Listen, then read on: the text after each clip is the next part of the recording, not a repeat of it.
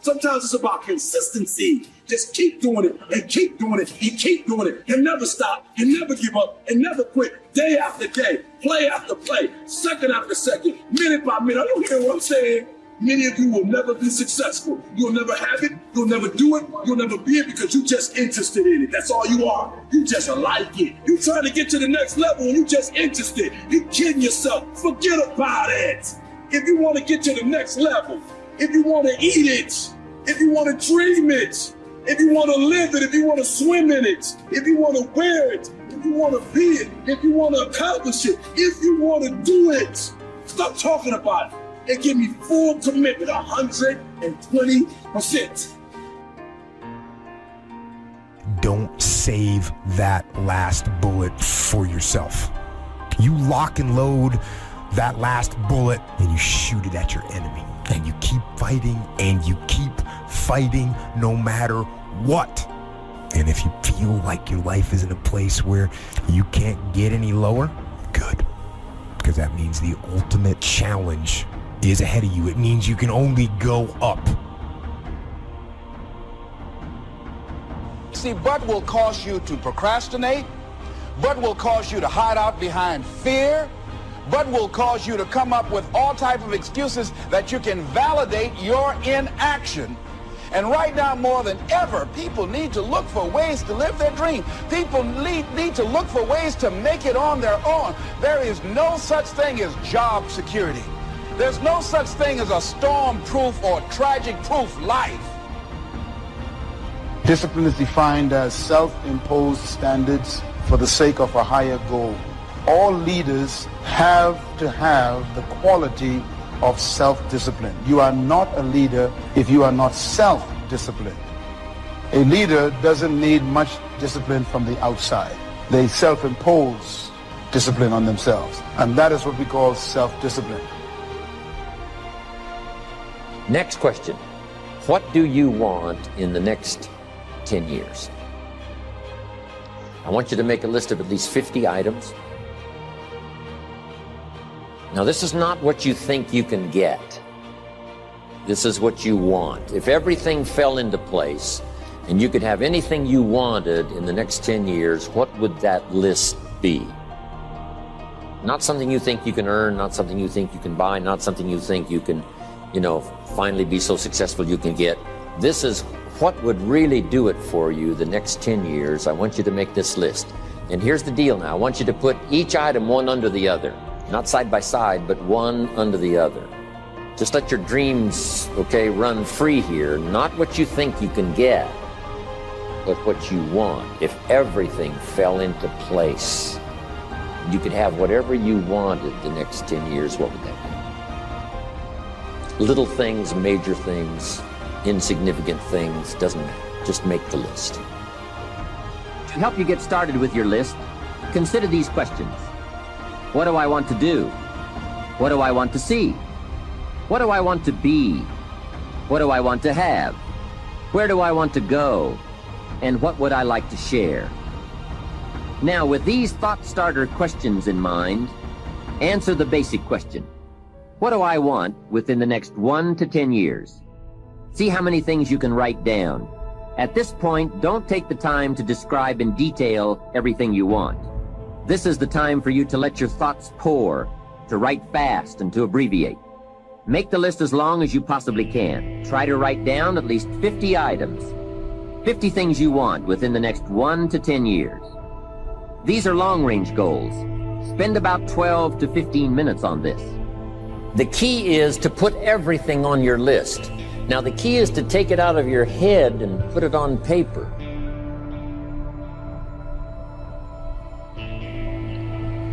You can dream about what you want, but when you start committing it to paper, now it more formalizes. Information now starts to make a composite of an idea. And ideas can turn into hotels, ideas can turn into enterprises, ideas can turn into a fabulous career. We need the information, we need the stimulation.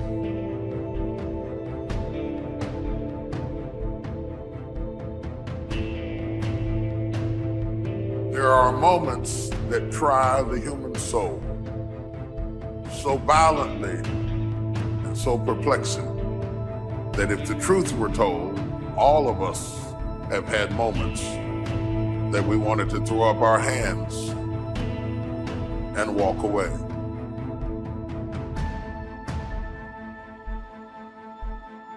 Discouragement can creep in secretly, hide behind clothes, makeup, hairdos. Discouragement is so bold that it will even hide behind a smile. It will always ride to work with you. And if it doesn't catch a ride going to work, it'll catch a ride on the way back home. Discouragement will go into a tent.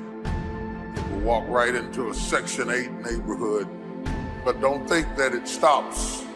Discouragement will walk right into a middle-class house. It won't just stop there. It'll go in a mansion and sit on the side of a jacuzzi and tell you life is not worth living.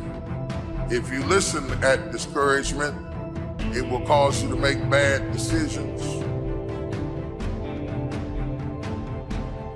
It will cause you to think that life is not worth living.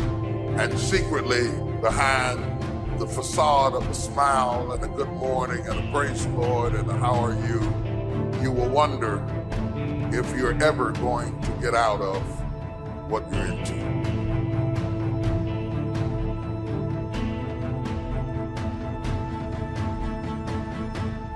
One of the things that we know about life is that it is always changing. Sometimes you're up, sometimes you're down. Sometimes you're happy, and sometimes you're sad. Now that's that thing called life. And when we begin to understand and know that, accepting that reality, that we will never ever have things just on an even keel all the time, that you're going to have some ups and you're going to have some downs. But during those down moments, that's where the growth takes place. That's where the work is. Anybody can feel good when they have their health, their bills are paid, they have happy relationships, the children are acting normal, business is successful. Anybody could be positive then. Anybody can have faith under those kinds of circumstances. See, but the real challenge of growth, mentally, emotionally, and spiritually, comes when you get knocked down. Adversity introduces a man to himself or a woman. How you handle it, that's where the growth takes place. What do you want for your children? That's a whole list in itself. Education, places you want to take them. Some changes you'd like to make, some habits you'd like to drop, some new ones you'd like to acquire. You might make a list of the people you want to meet over the next 10 years. Benevolence goals. Maybe you've got a long list of projects you'd like to support. Now, this is not what you think you can do. This is what you'd really like to do. How about your investments? Properties. Make a list of your health goals. Got to have a good physical support system over the next 10 years. How healthy do you want to be? Some goals for your career, your business. Some productivity goals. A hobby you'd like to start. New car. Become a race driver. What classes would you like to teach? Some of your goals should be personal development. The person you wish to become. Develop skills that make you attractive to the marketplace. Develop the temperament and the attitude that makes you attractive to the business world. Because here's what's important. It's not what you get that makes you valuable. It's what you become that makes you valuable. Okay, now we're going to do some things with this list. Here's the next exercise. I want you to look at each item on this list you've made and give each item a number. The number being a 1, 3, 5, or 10. And this is why. I want you to look at an item and say, I think that would take about 1 year. Another item, you say, I think that would take about 3 years. Another item, I think that would take 5. And another item, looks like that's going to take 10. Give each item now a number, what you think it might take to achieve that goal, a 1, a 3, a 5, or a 10. Just somewhere close, doesn't have to be exact. That's about a 1, that's about a 3-year goal, that's about a 5-year goal, that's about a 10-year. Now, as soon as you've given each item a number, I want you to now go through and count them. How many 1s, how many 3s, how many 5s, how many 10s? And then just make a little list of those numbers. How many 1s, 3s, 5s, 10s? And you can run faster with 100 who want to go than with one around your neck. These people are bad for your health. Toxic relationships are relationships with people that always criticize you. All they can do is find fault. All they can do is just exploit your weaknesses. All they can do is remind you of the mistakes that you've made in the past. How do you think? And how do you get to think the way you think? And what made you think what you think right now? The history that created you is still with you. And even though you wear different clothes, drive a different car, it's the same person. Because somehow our history is so heavy, it's tough to cut loose. We still apologize for being successful.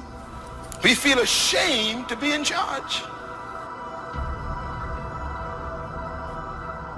See, there are some people that aren't good for you.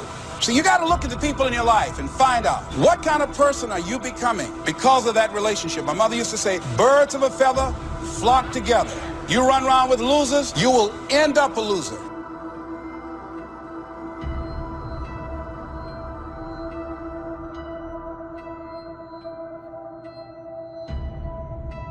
Now listen to me. I don't care if you're sick. I don't care what you're going through. If you're not dead, he ain't through with you yet. As long as you waking up, you still in the game. You can still make it happen. As long as that breath in your nostrils, boo, you still in the game. You still can win. Now get your butt up. This is time to look at the relationships in your life and ask the question, what kind of person am I becoming because of this relationship? Am I growing mentally and emotionally and spiritually?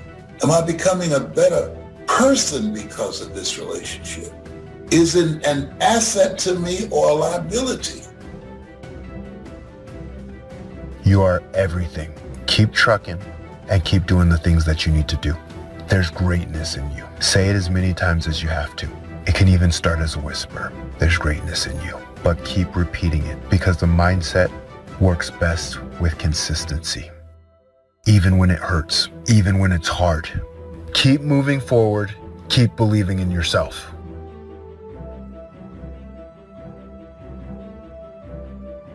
Every multimillionaire and every multi-billionaire in this world that are living on the top have all decided that I'm going to commit myself to this career, this vision, this goal. No parties. They're going to call you names. They're going to say you're corny. They're going to call you a square. Those are the characteristics of a champion. Those are the characteristics of someone that have said that I have decided that I'm going to create a shift in this universe.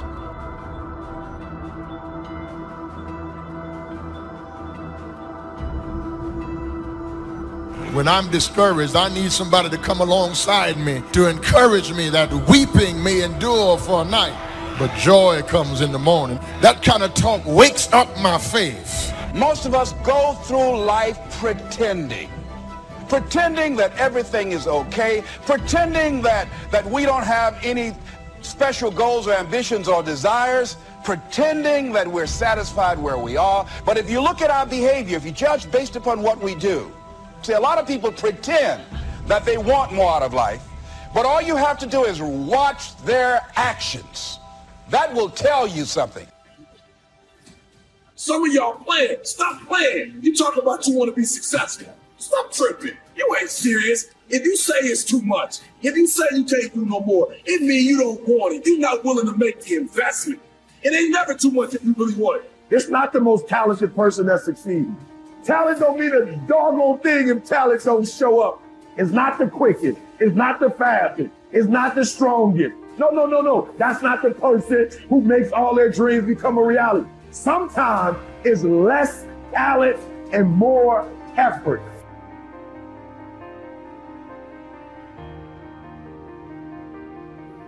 So here's what we want to do in our goal setting session, is to start looking into the future of what you would like to accomplish and where you would like to go, the person you would like to be, and see if you can't get a better picture of the finished objective. See yourself there, see yourself in possession of. For your dreams to greatly influence you, or the future to pull you, your future must be well planned. There are two ways to face the future. One is with apprehension, the other with anticipation. Because what I want you to know, what I want to know, what I want to know, is that everything worthwhile is uphill. Everything. There is nothing in your life, there is nothing in my life that's worthwhile, that's quick and easy. You have to fight for it every day. You have to climb for it every day. Doesn't come to you. It's not in 3 easy packages, and it's not the cure to overnight success. Everything worthwhile is uphill. For anybody out there who's chasing greatness, who's trying to make a change in their life, who knows that there is something better out there for them, I'm talking to you. Because on your journey to whatever you want, right, to that ever elusive best version of yourself, there's going to be times in your journey where you catch yourself comparing your path to others. And that's the problem. There are those of you who are still immature. When your excitement is up, your effort is up. But when your excitement goes down, your effort goes down. For some of you, you're too seasonal. When you're excited, man, you coming to work the first week, the first month, the first 3 months when you got that job, you were excited, and so you was putting forth effort. You on blaze, not you got comfortable, and you're not excited no more. And guess what happened? Your effort has gone down.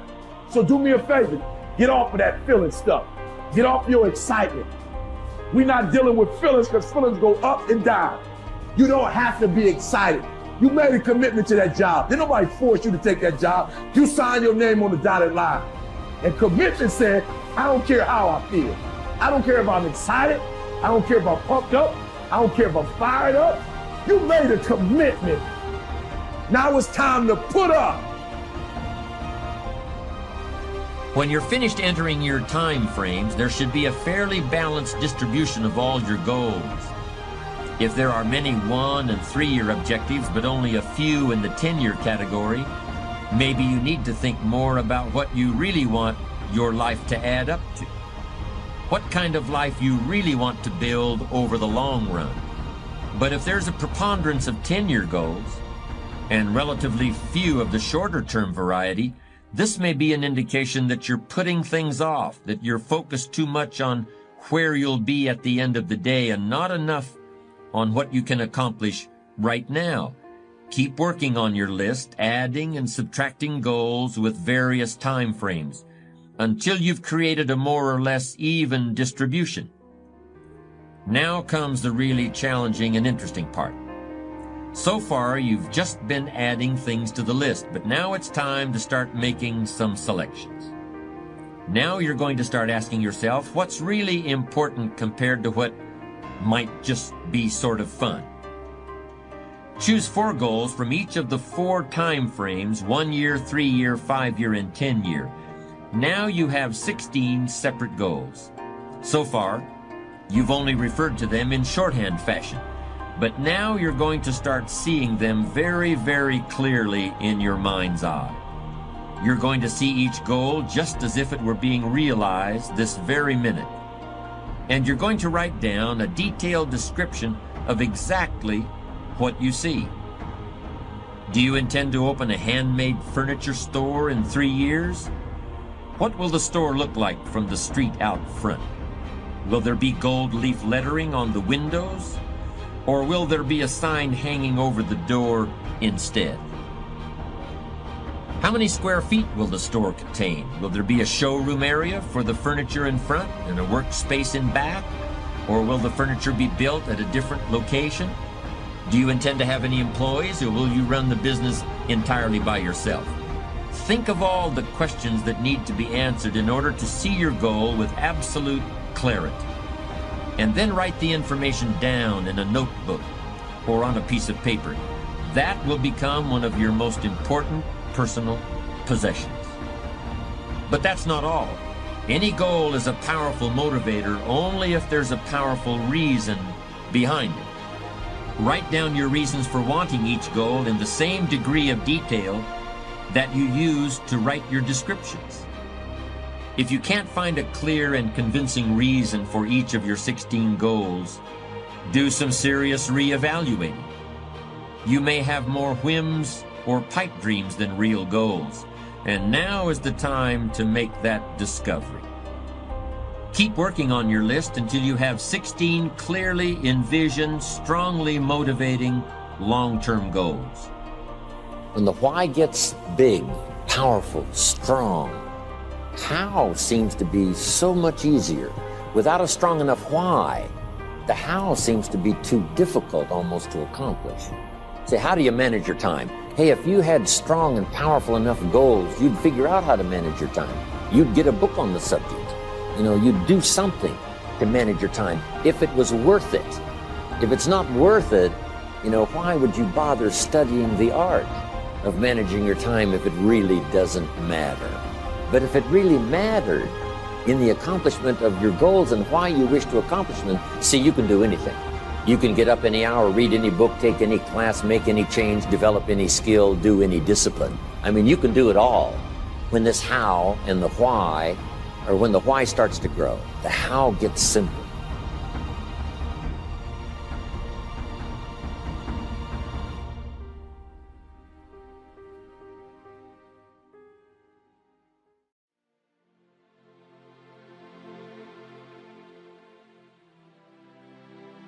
The biggest poison in us is regret. Bad decisions, hasty decisions, too fast, and affects the next 20 years of your life because you made the wrong decision. What makes us make these fast decisions? Fear? Let the fear of regret fuel you to take action today, now. Be the best. Lifelong personal development requires tremendous dedication, discipline, and willpower. It is often the case that we know what we need to do, but we lack the courage to take the risks. Instead, we make excuses for inaction. When people can walk away from you, let them walk. When people can walk away from you, let them walk. The great thing about excuses is that no matter what happens, excuses are always there waiting to be used. But the downside of excuses is that nobody really believes them. If you make excuses, they're going to know it and they're going to think less of you. But if you refuse to rely on excuses, people are going to know that too, and they'll admire you for it. You need large amounts of self-discipline to deal courageously with all the fear-inducing events of your life. Courage is rightly considered the foremost of the virtues, for upon it all others depend. Often, fear is necessary to preserve life, prevent injury, and guard against financial mistakes. I don't want you to try to talk another person into staying with you, loving you, calling you, caring about you, coming to see you, staying attached to you. I mean, hang up the phone. When people can walk away from you, let them walk. If you ask people what they regret, especially as they get older, what they generally report is things not done. So they don't regret so much mistakes they've made, although of course people obviously regret mistakes they've made as well. So they don't exactly regret sins of commission, right? Errors that they've actively made. They torment themselves for opportunities that had presented themselves that they did not, let's say, exploit or engage in. The regret we feel for things that we've done, though intent, only lasts a short period of time. But the regret that we feel for things that we missed out on, that can extend throughout a lifetime. Because most of us are scared, and we choose to lead an easy life. And by doing so, we start to rack up those regrets. But there is a solution. You have to be willing to be bold. You have a great life in front of you, but your great life is in front of you. It's not behind you. What you did back there ain't got nothing to do with what God got for you. What you did back there was learn the lessons to get you to where you are at this particular moment right here. Bad decisions, hasty decisions, too fast, and affects the next 20 years of your life because you made the wrong decision. If you'd have just waited, got all your information together, settled yourself, you'd have been better. What makes us make these fast decisions? Fear? It takes discipline to face your fears so you can conquer them. And that's what discipline is. Discipline means taking the hard road, the uphill road, to do what's right. And regret, in and of itself, it's worthless. So, learn and move on.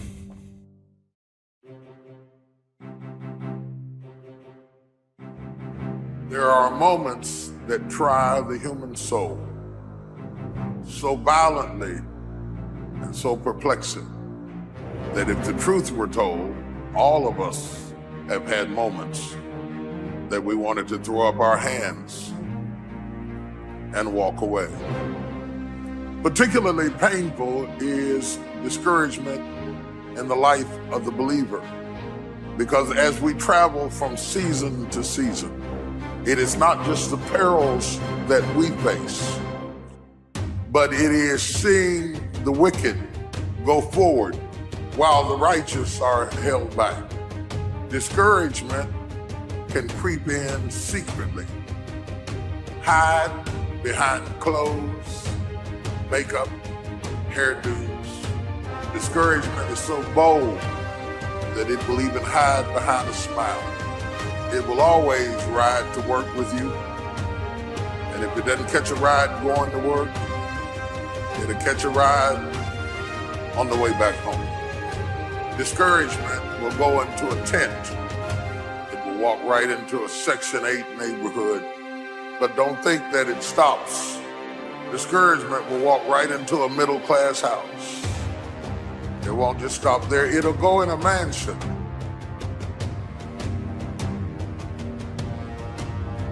And tell you life is not worth living. If you listen at discouragement, it will cause you to make bad decisions. It will cause you to think that life is not worth living. And secretly, behind the facade of a smile and a good morning and a praise the Lord and a how are you, you will wonder if you're ever going to get out of what you're into. One of the things that we know about life is that it is always changing. Sometimes you're up, sometimes you're down. Sometimes you're happy, and sometimes you're sad. Now that's that thing called life. And when we begin to understand and know that, accepting that reality that we will never ever have things just on an even keel all the time, that you're gonna have some ups and you're gonna have some downs. But during those down moments, that's where the growth takes place. That's where the work is. Anybody can feel good when they have their health, their bills are paid, they have happy relationships, the children are acting normal, business is successful. Anybody could be positive then. Anybody can have faith under those kinds of circumstances. See, but the real challenge of growth, mentally, emotionally, and spiritually, comes when you get knocked down. Adversity introduces a man to himself or a woman. How you handle it, that's where the growth takes place. The ability to learn to say no and not to feel guilty about it, to me, is about the greatest success I have achieved. It's all a part of a process for growing for me. To me, to have the kind of internal strength and internal courage it takes to say, no, I will not let you treat me this way, is what success is all about. I will not be treated this way. I demand only the best for myself. As you might imagine, I don't think we should spend a lot of time regretting the choices we've made in the past. To spend time brooding over how things went, that's an illusion. What you're doing is suffering pointlessly in the present under the shadow of certain memories. You're telling yourself a story about something that might have been over and over again. How long do you want to do that for? And sometimes life is going to knock you down. But because you have been knocked down don't mean that you are finished. No. You got some reasons. It might be your own sense of pride and determination in the kind of life that you want to create. There are people in their 30s and 40s who are still acting like adolescents. And there are even people in their 40s and 50s who are still acting like babies as far as their attitude toward responsibility is concerned. But the large number of people who shirk responsibility can also provide opportunities for you if you are determined to be different. If you decide to be one of the few who embraces responsibility, you can lead, and you will deserve to lead. Churchill said responsibility is the price of greatness. And in my opinion, it's really a rather small price to pay. It means, first of all, that you accept the consequences of your actions. Responsibility means you look to yourself as the source of everything that happens to you. It means that you assume command, regardless of the hardships you may have undergone early in life, or the dozens of people who may have failed to understand you. I'm saying that regardless of the presence of those negative influences in your life, the best thing you can do, the strongest thing, the most empowering thing, and ultimately the wisest thing, is to accept responsibility for your own destiny, plain and simple. If you have enough reasons, you can do the most incredible things. Here's what you might be lacking: a long enough list of reasons. Reasons that drive you, reasons that get you up a little extra early, reasons that keep you up a little extra late. That's what makes the difference. You should always make decisions with your heart and soul. You can use your brain for math, but when it comes to the actual feel of the decision, you always want to go inward and check it against your heart and soul. Here's the simple test. Does the decision that you're about to make expand you, expand your future, or expand the possibilities of your life? If the answer is yes, then the decision is yes, no matter how terrifying it is. Other than death, all failure is psychological. Other than death, all failure is psychological. Does not mean that you won't lose some battles, because you will. We all will. But it does mean that as long as you don't surrender, as long as you don't quit, then you haven't failed. Here are some action exercises that you can do. Make a decision today to invest in yourself and getting better, as if your future depends on it, because it does. Identify the most important skills you have that determine the quality and quantity of results you get at your work, and make a plan to get better in each one. Set excellent performance in your work as a goal, and then determine exactly what you will need to do every day to join the top 20% or better in your field.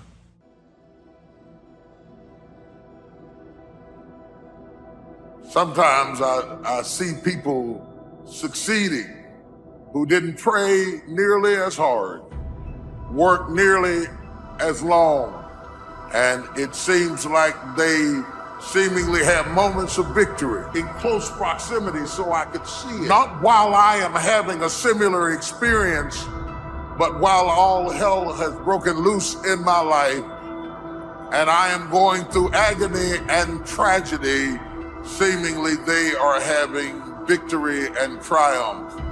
And if you are not careful, the very sight of their prosperity becomes your agony.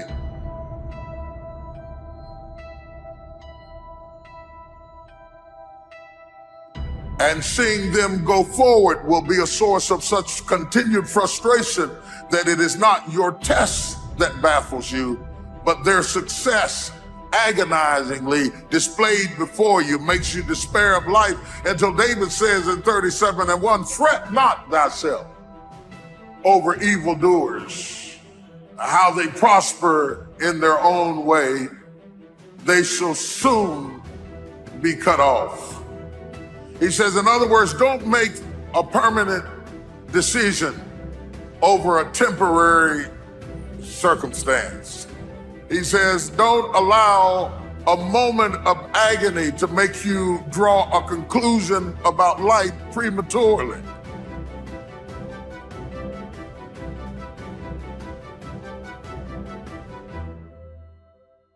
I was going through a major challenge in my life that was wearing me out, that was using me. And one of my students told me in a class that I was teaching, Lessons in Truth, she said, Les, until you handle it with grace, it will stay in your face. And it stayed there a long time. Are you going through it or are you growing through it? Are you bigger and better because of it? Because it's not going to leave you until you grow through it. Are you learning anything or are you doing it over and over and over again? Insanity is doing the same thing in the same way, expecting a different outcome.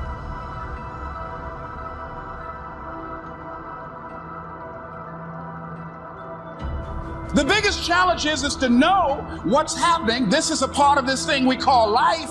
This too shall pass. And maintaining perspective, putting it in perspective. How do we get stuck? A friend of mine working on a job, loved the company very much, expected to retire there. And one day they called him in the office, asked him for his badge and identification, told him he was fired and he had to leave then. He was devastated. And if you came anywhere near him, he would tell you his story, as we all have stories. Even when he got a job, he went on the job telling anybody who would listen how they fired him unjustly. And he always ended with, it wasn't fair. Life isn't fair. It's not fair that birds eat worms, and they do. Don't deviate, don't procrastinate, don't become frustrated. All you have to do to win this battle is stay on track. Where there's a will, there's a way. I fought a good fight. I fought for my kids, and I fought for what was right. And I fought for my good health. And I fought for a good career that would bless my family. I fought a good fight. The encroachment. Opposites are in conflict, and we're in the middle. And if you want something valuable, you got to fight for it. You have comeback power when something happens to you. Don't buy into what has happened to you. Buy into, I'm getting up out of here. I'm going to change this situation. This does not work for me, and I don't have the luxury of being depressed. I need to clear my head. Yes, we can see avoidance of responsibility all the time in both our personal and professional lives. We can see that most people aren't as successful as they wish they were. Do you see there's a connection between these two very common phenomena? I hope you'll understand that it's in your best interests to take responsibility for everything you do. But that's only the beginning. I'm also going to suggest that many times it's even best to accept responsibility for the mistakes of others, especially when you're in a managerial or leadership role. What do you do when you tried and failed and you want to quit and you want to give up? Sometimes you can be blessed and be unhappy because even though things are going right, they're not going according to what you had believed and expected, and you know that something is missing out of your life. You got to clear your head so that the decision that you make represents the best in you. Be still and know that you're going to get through this. You're going to get through this. You got to assure yourself. You have to encourage yourself. You have to clear your mind.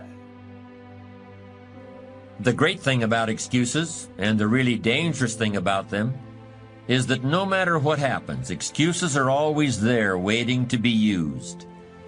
But the downside of excuses, even good ones, is that nobody really believes them. If you make excuses, they're going to know it, and they're going to think less of you. But if you refuse to rely on excuses, people are going to know that too, and they'll admire you for it. This is especially true in business. One of the classic examples happened about 15 years ago. A widely advertised healthcare product from a leading manufacturer was shown to be unsafe, and the company responded by pulling every single box off the shelves at a cost of millions of dollars. Was the company destroyed? Hardly. If they had done anything else, there would have been a tremendous loss of confidence. Instead, there was honest acceptance of responsibility for a mistake. Contrast this with what happened recently to a leading manufacturer of computer chips. When a new microprocessor didn't perform up to expectations, the company made excuses. It was a minor problem. something that would crop up once in a lifetime, and so forth. Were these excuses valid? Maybe, maybe not. But it doesn't really matter, does it? So many people use excuses, but nobody really buys them.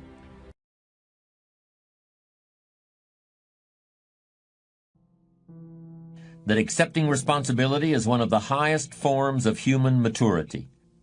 To put yourself on the line, a willingness to be accountable, is really the defining characteristic of adulthood. Anyone who has raised children knows how true this is.